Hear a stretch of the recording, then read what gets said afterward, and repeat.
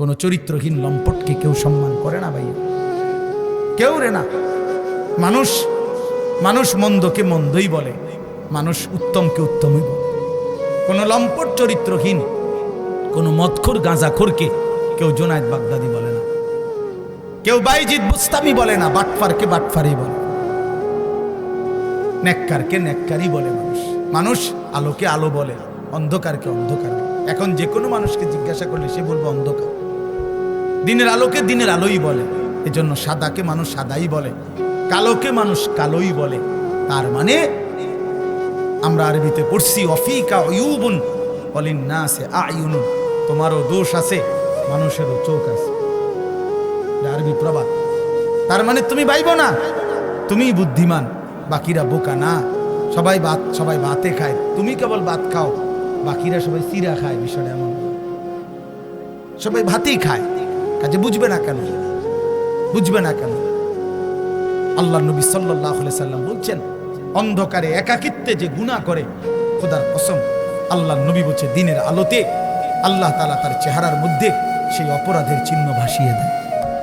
এজন্য মানুষ দেখলেই কয় নাফরমানি তো করছে, গাঁজা তো খাইছে, নেশা তো করছে গোপন কোনো জায়গায়, কিন্তু বাইরে হইলে মানুষ চেহারার দিকে তাকাইলেই বলে, দেখতেই বোঝা যায় ফুটটা খোর,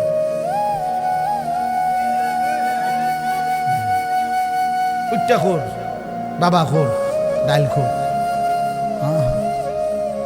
বুঝেন নাই? চেহারা দেখলেই বোঝা যায়।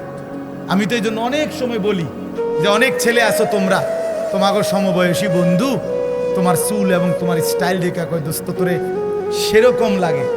আমি বলি যে তুমি একটাবার জিঙ্গাইলা না দোস্ত, সেরকম তো লাগে বুঝলাম, সেটা কেনা সে কে যার মতো লাগে, সে কে? তুমি তো আমার একটা কারো না কারো মতোই কইতে চাইছো যে সেরকম লাগে, তো সেরকমটা কে, সে কে?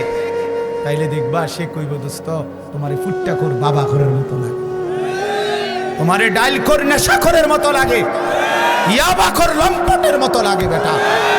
এই জন্য দুশ্চরিত্রকে কেউ ইজ্জত করে না, বেহায়া নারীকে কেউ সম্মান করে না।